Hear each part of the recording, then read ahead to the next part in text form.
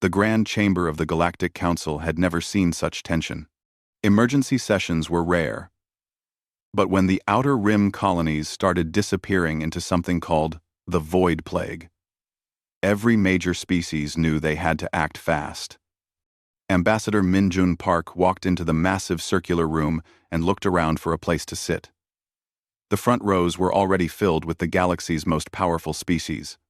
The Altarians had claimed the best seats, their blue crystalline bodies gleaming under the chamber's lights. Their leader, High Chancellor Zephrix, was already connecting to multiple quantum computers at once, his mind processing information faster than most species could even think.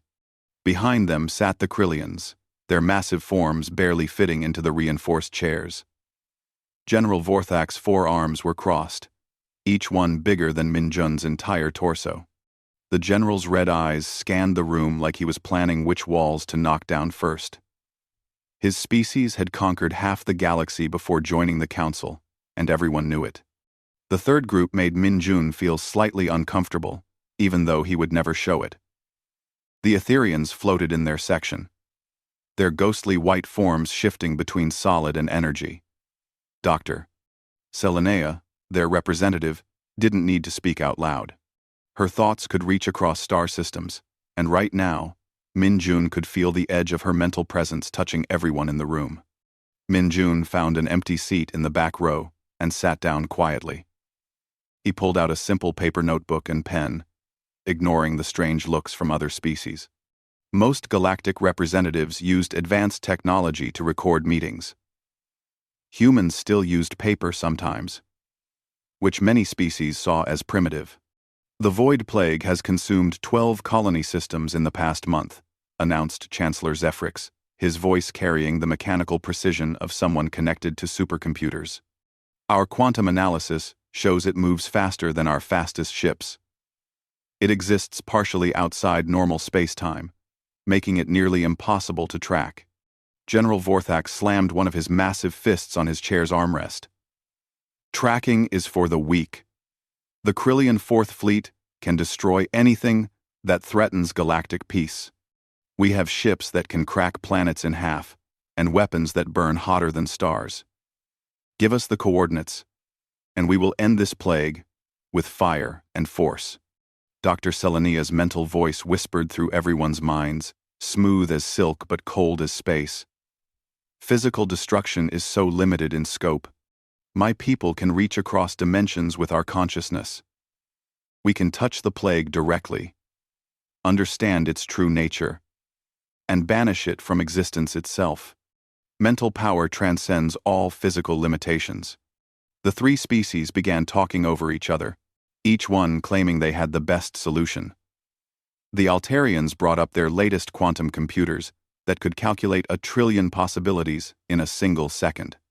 The Krillians mentioned their newest dreadnought ships that carried enough firepower to level entire solar systems. The Etherians talked about their ability to exist in multiple dimensions at once, making them nearly impossible to fight. Minjun wrote quietly in his notebook, occasionally looking up to observe the growing argument. Other species in the room began picking sides, drawn to whichever of the 3 major powers they thought could protect them best. The Altarian collective has solved every major galactic crisis through superior technology, Zephrix declared, his blue form pulsing brighter. Our computational power exceeds the combined brain capacity of most species. We process information at speeds that would overwhelm lesser minds. Vorthak stood up to his full, intimidating height. Technology fails when you need it most. Krillian strength has protected this galaxy for 3,000 years. We have never lost a war, never retreated from a fight, never backed down from any threat. Our warriors are bred for combat and trained from birth to face any enemy. Selenea's form shifted more toward energy than matter. Brute force and clever machines are toys compared to the power of pure consciousness. Etherians transcend physical limitations. We can exist in places where matter cannot survive, think thoughts that would shatter normal minds, and manipulate reality itself through focused will. The argument grew louder. Other species started shouting their support for one side or another. The chamber filled with the sounds of dozens of languages and the flashing of various technologies as species tried to prove their chosen allies were right. Min-jun raised his hand politely. "Excuse me, could I—" "The human delegation can present their concerns after we resolve this crisis," Zephrix interrupted without looking back. "This matter requires the attention of species with adequate resources." Vorthak barely glanced at Min-jun. "Humans can assist with evacuation efforts once we determine our battle plan. Your ships are small, but they might be useful for moving refugees." Selenea's mental voice touched Min-jun briefly. "Your species' thoughts are quaint. Perhaps you could help with communicating our decisions to the lesser colonies." Min-jun nodded politely and went back to his notebook. He continued writing as the three major species resumed their argument with even more intensity. Hours passed. The Altarians presented complex holographic models showing calculated strike patterns and probability matrices. The Krillians displayed footage of their most devastating weapons and most successful military campaigns. The Etherians demonstrated their ability to phase in and out of reality while maintaining conversations across multiple dimensions simultaneously. None of them could agree on a solution. Each species was absolutely certain that their way was the only way that would work. The Altarians insisted that only perfect calculations could solve such a complex problem. The Krillians demanded immediate military action against any threat to galactic security. The Etherians claimed that only mental transcendence could combat something that existed partially outside normal reality. As the session dragged on, smaller species began leaving. They had hoped for quick answers and decisive action, but instead found themselves watching three giants argue about who was strongest. Min-jun stayed until the end, still writing in his notebook. When Chancellor Zephrix finally declared the session postponed until each major species could prepare more detailed proposals, Min-jun gathered his simple materials and walked toward the exit. "Humans always sit in the back," whispered one delegate to another as Min-jun passed. "They know their place in the galactic order. At least they're smart enough not to pretend they belong up front," replied another. Min-jun heard the comments, but didn't respond. He had work to do. While the galaxy's mightiest species argued about who was strongest, the void plague was still spreading, and people were still disappearing. Someone needed to actually help them, and Min-jun was beginning to understand that the galaxy's most powerful species might not be the ones to do it. As he left the council chambers, Min-jun looked at his notebook one more time. He had been writing down much more than just meeting notes. 3 weeks after the failed council session, the galaxy's mightiest species put their plans into action. Each one was absolutely certain they would succeed where the others would fail. The Altarian collective struck first. High Chancellor Zephrix deployed their most advanced artificial intelligence systems to the plague zones. Massive quantum computers, each one the size of a small moon, appeared in space near the affected areas. These machines could process more information in 1 minute than most species could handle in a lifetime. The quantum computers immediately began scanning the void plague, analyzing its structure, predicting its movements, and calculating thousands of different ways to stop it. For the first few days, everything seemed to be working perfectly. The computers identified patterns in how the plague moved and began developing countermeasures. But the void plague was not like other threats the Altarians had faced. Instead of following predictable rules, it seemed to learn from their analysis. Every time the computers calculated a new defense, the plague adapted faster than the machines could create solutions. Within a week, 3 of the massive quantum computers simply went silent. Their processing cores somehow corrupted by trying to understand something that existed outside normal logic. Zephrix stared at the dead computers in disbelief. "This is impossible. Our computational power is absolute. Nothing can outthink an Altarian quantum system." While the Altarians dealt with their failures, General Vorthak launched the Krillian response. He assembled the largest military fleet in galactic history. Thousands of warships, each one capable of destroying entire planets, moved toward the plague zones with overwhelming force. The Krillian strategy was simple and direct. If the void plague consumed matter and energy, they would hit it with more matter and energy than it could possibly handle. Their weapons fired streams of pure destruction, burning hotter than the cores of stars. Their shields could withstand the explosion of supernovas. Their warriors had never met an enemy they couldn't defeat through superior firepower. For a moment, it looked like the Krillian approach might work. Their weapons seemed to damage the plague, pushing it back from several colony systems. Vorthak watched the battle reports with satisfaction. Altarian computers failed because they tried to think instead of fight. You cannot negotiate with threats to galactic peace. You destroy them. But the victory was short-lived. The void plague began appearing inside the Krillian ships themselves, somehow bypassing their shields and armor. It didn't follow the normal rules of space combat. Instead of attacking from the outside, it manifested directly inside their weapon systems and engines. Within days, dozens of the galaxy's most powerful warships were floating dead in space. Their crews vanished without a trace.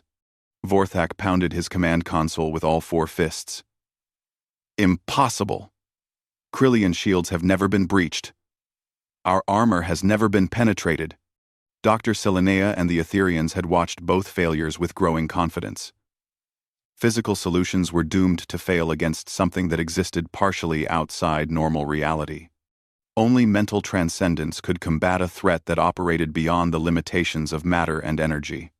The Etherians gathered their most powerful psychic minds and reached across dimensions toward the void plague. Their consciousness touched realms where normal species could never go.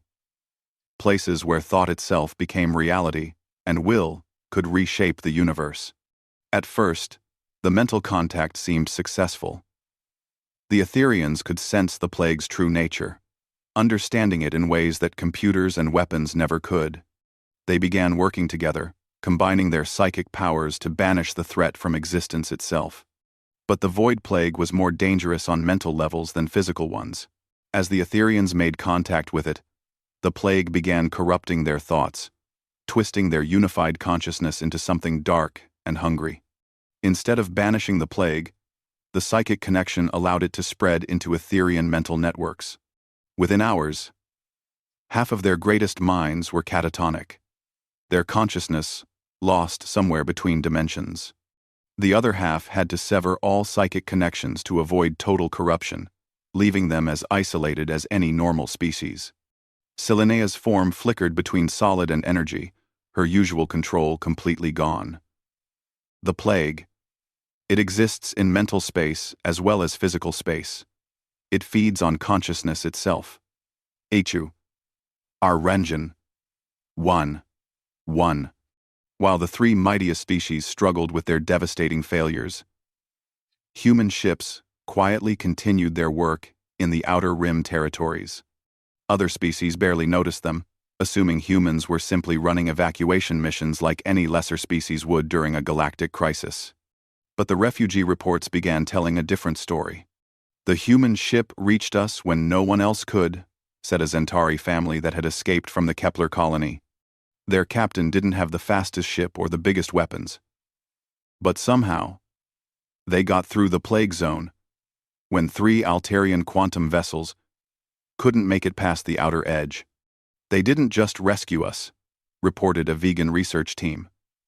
The human crew spent time with each refugee group, talking to us, understanding our specific needs. They changed their rescue plans based on what we told them about local conditions. Strange thing.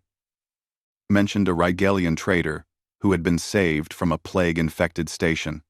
The human rescue ship had crew members from dozens of different species, all working together like they had been doing it for years.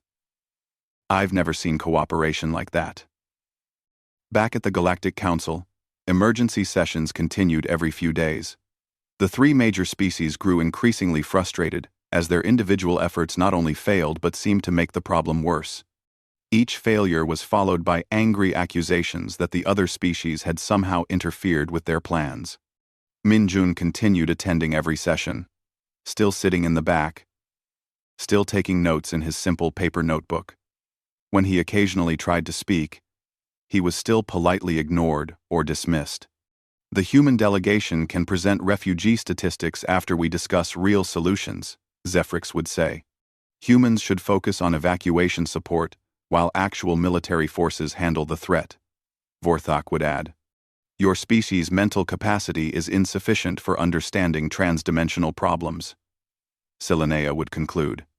But Minjun kept showing up, kept taking notes, and kept watching. His notebook was getting quite full. And the notes weren't just about meeting discussions. They were about patterns, observations, and ideas that none of the mightiest species seemed to be considering.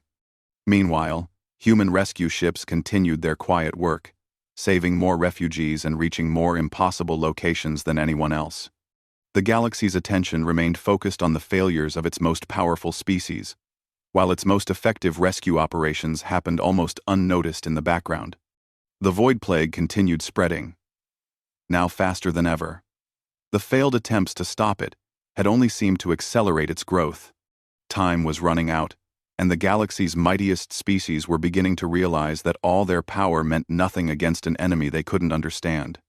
But in the back of every council session, Minjun kept writing, kept observing, and kept preparing for the moment when someone might finally be ready to listen to a different kind of solution.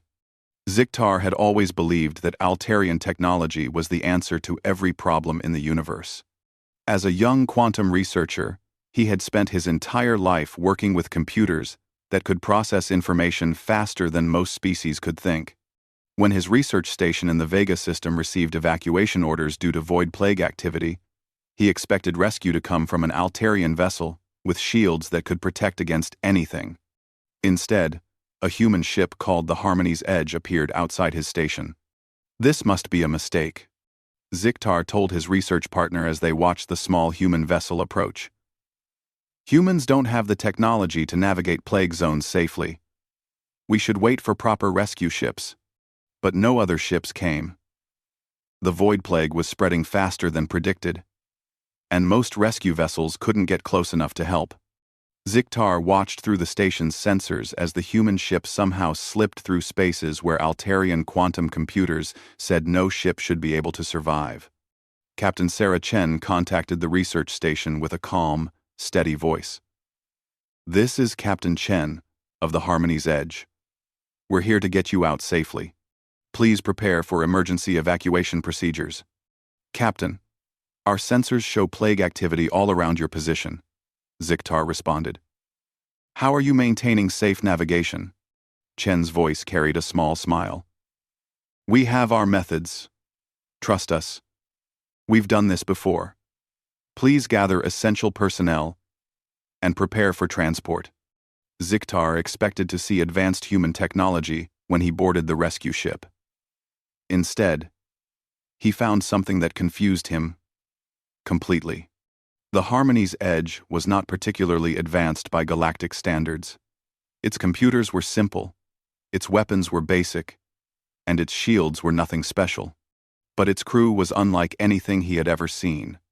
The bridge had humans working alongside Centauri navigators, vegan engineers, Regalian communications specialists, and even a few Altarian junior technicians. They moved together with perfect coordination, each species contributing their natural abilities to keep the ship running smoothly. How do you navigate the plague zones without quantum computers? Ziktar asked Captain Chen. Chen pointed to her navigation officer, a young human named Lieutenant Park. Lieutenant Park has an intuitive understanding of space currents that our computers can't match. He feels patterns that our sensors can't detect. Ziktar stared at the human officer. Feelings? You navigate through deadly space?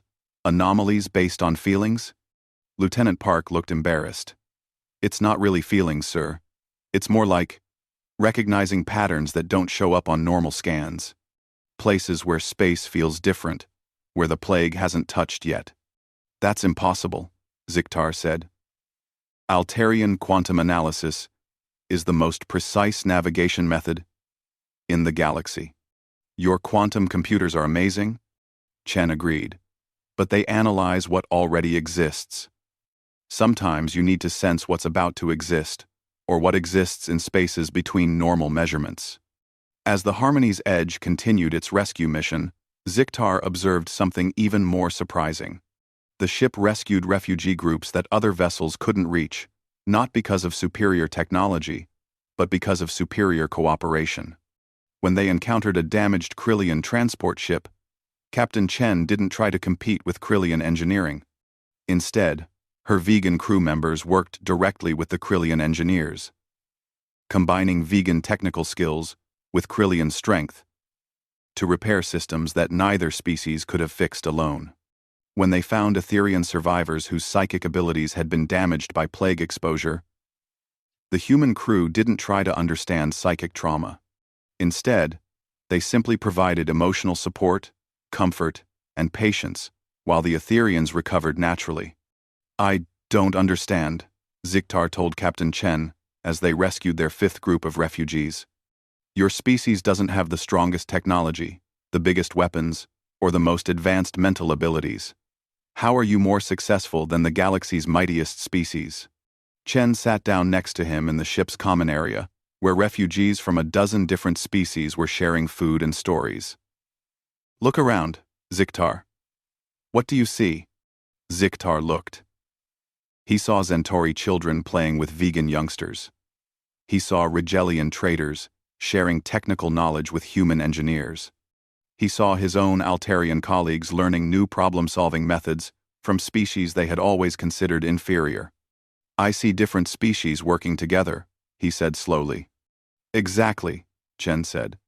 "The Altarians try to solve everything with the best computers. The Krillians try to solve everything with the biggest weapons.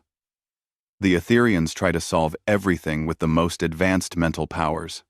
But most problems can't be solved by one approach, no matter how perfect that approach is." She gestured to her mixed crew working efficiently around the ship. "Humans learned a long time ago that our greatest strength isn't being the best at any one thing. It's being good at bringing out the best in everyone around us." Ziktar watched a human medic working with a Centauri healer to treat plague exposure symptoms. Neither species had the medical knowledge to handle the treatment alone, but together they were saving lives that would have been lost otherwise. "But why do humans always sit in the back at council sessions?" he asked. "If you have this ability to coordinate different species, shouldn't you be leading the discussions?" Chen laughed softly. "You can't lead by demanding to be in front. Real leadership happens when you help others become their best selves. We sit in the back because that's where we can observe everything, understand everyone's perspectives, and figure out how to help when the time is right." Over the next few days, Ziktar watched human crew members make decisions that no computer could calculate. When the ship encountered a plague barrier that seemed impossible to cross, Lieutenant Park didn't rely on sensor data. Instead, he talked to refugees who had escaped from the other side, listened to their descriptions of space conditions, and found a path through areas that looked empty on all their instruments. When refugee groups from traditionally hostile species ended up on the same ship, human crew members didn't try to force them to get along. Instead, they created opportunities for natural cooperation, like shared meals and collaborative repair projects, allowing former enemies to discover common ground without pressure. When plague survivors showed signs of mental trauma from their experiences, human psychologists didn't try to compete with Etherian mental techniques. Instead, they provided simple emotional support, listened carefully to each individual's experiences, and helped them process their feelings at their own pace. This is why human rescue operations succeed, Ziktar realized. You don't try to overpower problems with superior technology or force.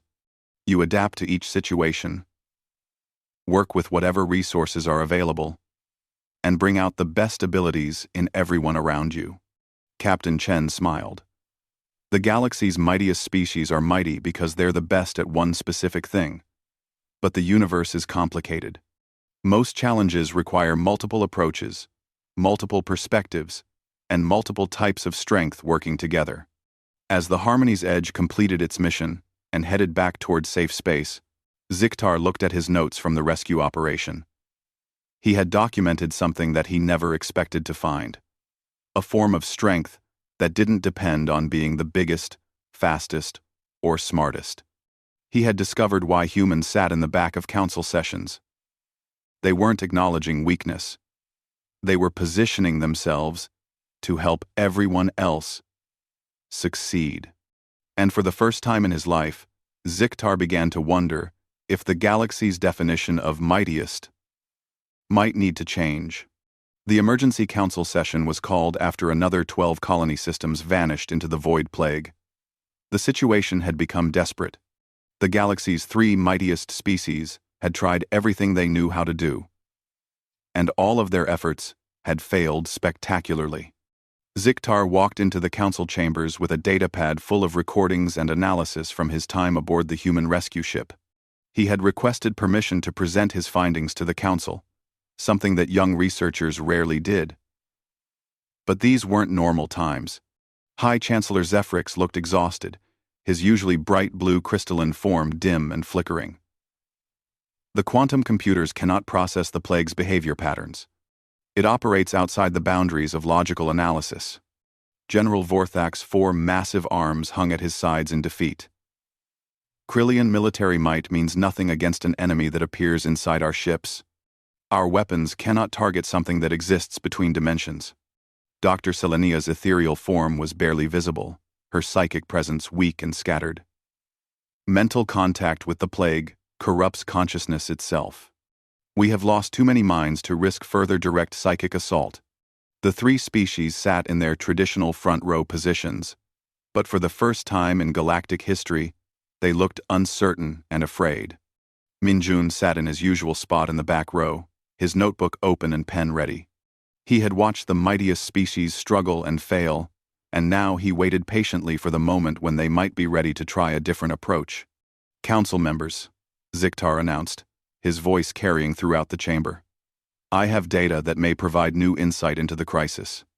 Zephrix turned toward the young Altarian researcher. "Present your analysis, Ziktar. At this point, we must consider all possibilities." Ziktar activated his presentation system and showed footage from the human rescue ship Harmony's Edge. The council watched scenes of human crews successfully navigating plague zones, rescuing refugees from impossible situations, and coordinating diverse species in ways that none of them had seen before. These recordings show human rescue operations succeeding where our most advanced efforts have failed, Ziktar explained. "I spent several days observing their methods, trying to understand how they achieve results without superior technology, overwhelming military force, or advanced psychic abilities." General Vorthak leaned forward. "Human ships are small and lightly armed. How do they survive in plague zones where our battle fleets cannot operate? They don't survive through superior firepower," Ziktar answered. "They survive through superior cooperation. Human crews include members from multiple species, each contributing their natural abilities to solve problems that no single species could handle alone." Dr. Selenia's mental voice whispered through the chamber. "Cooperation is not new. All species cooperate when necessary. But not like this," Ziktar said, showing footage of human crew members facilitating cooperation between traditionally hostile species. "Humans don't just work with other species. They help other species work with each other. They create unity where none existed before." He showed more recordings. Human navigators using intuitive pattern recognition that quantum computers couldn't match. Human diplomats resolving conflicts between refugee groups. Human coordinators adapting rescue plans based on input from multiple species. Most importantly, Ziktar continued, human operations succeed because they don't try to solve problems through dominance. They solve problems through understanding, adaptation, and genuine care for everyone involved. The council chamber fell silent as the implications became clear. The recordings showed human success after human success, all achieved through methods that the galaxy's mightiest species had overlooked or dismissed. Zephrix processed the data with what remained of his quantum computing power. This approach contradicts optimal efficiency models. Cooperation with inferior capabilities should reduce overall effectiveness. Unless, said a calm voice from the back of the chamber, you're dealing with problems that require more than one type of strength. Everyone turned to look at Minjun, who had finally stood up from his back row seat. He walked slowly toward the center of the chamber, carrying his simple notebook. Ambassador Park, Zephrix said with surprise, you wish to address the council? If I may, Minjun said politely. He opened his notebook and looked at the pages of observations he had been collecting for weeks. I've been watching this crisis develop, and I think I understand why individual approaches aren't working. He moved to the center of the chamber and addressed all three major species directly. Chancellor Zephrix, your quantum computers are the most powerful analytical tools in the galaxy. But the Void Plague doesn't follow logical patterns. It adapts and changes based on emotional and intuitive factors that computers can't calculate. Zephrix's form brightened slightly. You suggest our computational approach is inadequate? I suggest it's incomplete, Minjun said carefully. Your computers could work perfectly if they were guided by intuitive understanding of non-logical patterns. Human pattern recognition could help your systems adapt to plague behavior in real time. He turned to General Vorthak. General, the Krillian military is the most powerful force in galactic history. But the plague doesn't fight like a traditional enemy. It can't be defeated through superior firepower alone. Vorthak's red eyes narrowed. You question Krillian military superiority? I question whether military superiority is the right tool for this job, Minjun replied. But Krillian strength could be incredibly effective if it was used for protection and rescue rather than destruction. Coordinated through diplomatic networks, your fleets could save billions of lives. Finally, he addressed Dr. Selenea. Doctor, Etherian psychic abilities are beyond anything other species can achieve. But direct mental contact with the plague is too dangerous. Your consciousness needs anchoring in emotional stability and empathy to avoid corruption. Selenea's form solidified slightly. You propose human emotional primitive thinking could enhance Etherian mental transcendence? I propose that human emotional intelligence could ground Etherian psychic power, preventing corruption while maintaining effectiveness, Minjun said. He looked around the chamber at all the assembled species. The Void Plague can't be stopped by any single approach, no matter how powerful. But it might be stopped by combining all approaches, with each species contributing their greatest strengths while humans help coordinate and adapt the overall effort. The chamber erupted in discussion. Some species were intrigued by the possibility of cooperation on this scale. Others were skeptical that humans could contribute anything meaningful to efforts by the galaxy's mightiest species. Zephrix, Vorthak, and Selenea exchanged glances. Their pride rebelled against the idea that they needed help from a species they had always considered inferior. But their previous failures made it impossible to ignore the logic of Minjun's proposal. This plan would require the three major powers to work as equals, Zephrix said slowly, sharing command authority with humans. Not command authority, Minjun corrected. Coordination support. We're not asking to lead. We're offering to help you work together more effectively. General Vorthak stood to his full, imposing height. Krillians do not require assistance from lesser species. Then more colonies will disappear, Minjun said simply. And, eventually, the plague will reach the core worlds, including Krillia. The threat hung in the air like a physical presence. Everyone in the chamber knew that Minjun was right. Traditional approaches had failed completely, and time was running out. Dr. Selenea's mental voice finally broke the silence. The human approach requires us to admit that our greatest strength is not enough alone. Yes, Minjun said. It requires all of us to admit that working together makes us stronger than working alone. After hours of debate, the three mightiest species reluctantly agreed to try the human approach. It challenged everything they believed about power and superiority, but the alternative was watching the galaxy die. For the first time in Council history, the front row seats were rearranged to form a circle. with humans included as equal partners in galactic leadership. The combined operation against the Void Plague began 3 days after the historic Council decision. For the first time in galactic history, the three mightiest species worked together as equals, with humans coordinating their efforts. Captain Sarah Chen stood in the command center of the joint operation, watching displays that showed Altarian quantum computers, Krillian battle fleets, and Etherian psychic networks, all working toward the same goal. It was the largest cooperative effort the galaxy had ever seen. Quantum analysis beginning, announced Ziktar from his station. But this time, we're not trying to outthink the plague. We're letting human intuition guide our computational focus. Lieutenant Park worked closely with the Altarian computers, his natural pattern recognition helping the machines understand plague behavior that didn't follow logical rules. When the computers calculated 17 possible plague movements, Park could sense which 3 were most likely based on subtle space currents that no sensor could detect. "It's working," Ziktar said with amazement. "The quantum systems are adapting to plague changes in real time. Human intuitive guidance is making our computers more effective than they've ever been." Across the command center, General Vorthak coordinated with human diplomatic teams to deploy Krillian fleets in ways that had never been tried before. Instead of seeking battle, the mighty warships focused entirely on protection and rescue. Krillian 4th Fleet reporting successful evacuation of Rigel Colony, came a voice over the communications system.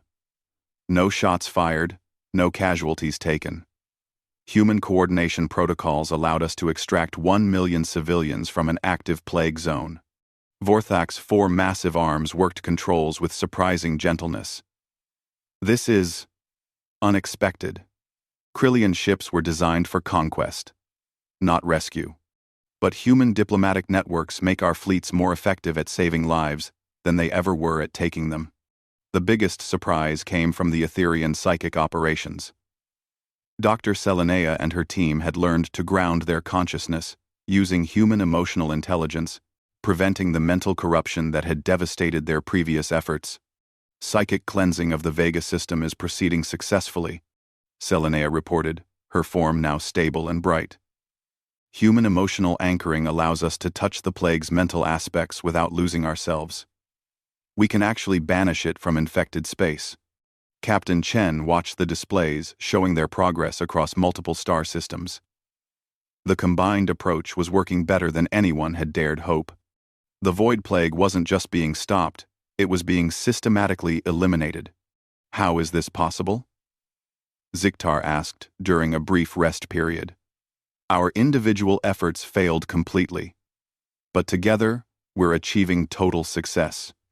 Because the plague was designed to counter single approaches," explained Minjun, who had joined the command center to observe the operation. "It adapts faster than pure logic, grows stronger than pure force, and corrupts pure mental contact. But it can't adapt to approaches that constantly change based on cooperation between different types of thinking." The operation continued for weeks, with the combined forces pushing the Void Plague back system by system. What had seemed like an unstoppable cosmic threat became manageable when faced with truly unified galactic cooperation. But the real change wasn't just tactical, it was personal. Ziktar found himself learning problem-solving techniques from human engineers that his quantum computers had never considered. "Humans don't just calculate solutions," he told his research team. "They imagine solutions, feel their way through problems, and adapt their thinking based on emotional insight. It makes them incredibly creative." General Vorthak discovered that Krillian's strength became far more effective when guided by human compassion. "We always used our power to intimidate and conquer," he admitted to his officers. "But humans showed us how to use that same power to protect and inspire. We are stronger as guardians than we ever were as warriors." Dr. Selenea experienced the deepest transformation of all. Human emotional intelligence doesn't limit psychic ability, she explained to her fellow Etherians. It enhances it. When consciousness is grounded in genuine care for others, mental power becomes stable, focused, and truly transcendent. As the last Void Plague stronghold fell to their combined efforts, the three mightiest species realized they had learned something more valuable than military victory. They had discovered that true strength came not from individual superiority, but from cooperative unity. The victory celebration took place in the same council chamber where the crisis had begun, but everything was different now. The circular seating arrangement had become permanent, with no species claiming higher status than others. The galaxy owes a debt to humanity, Chancellor Zephrix announced. Without human coordination, we would have continued failing individually, while the plague consumed everything we sought to protect. But Minjun shook his head. The galaxy doesn't owe humans anything. We all saved each other. That's what cooperation means. In the months that followed, the transformation continued. Altarian quantum computers began incorporating intuitive algorithms developed with human pattern recognition experts. Krillian military academies started teaching courses on protection and rescue operations, alongside traditional combat training. Etherian psychic schools included human emotional intelligence specialists in their advanced consciousness programs. The three formerly mightiest species began visiting human colonies, eager to learn more about cooperation, emotional intelligence, and the strength found in humility.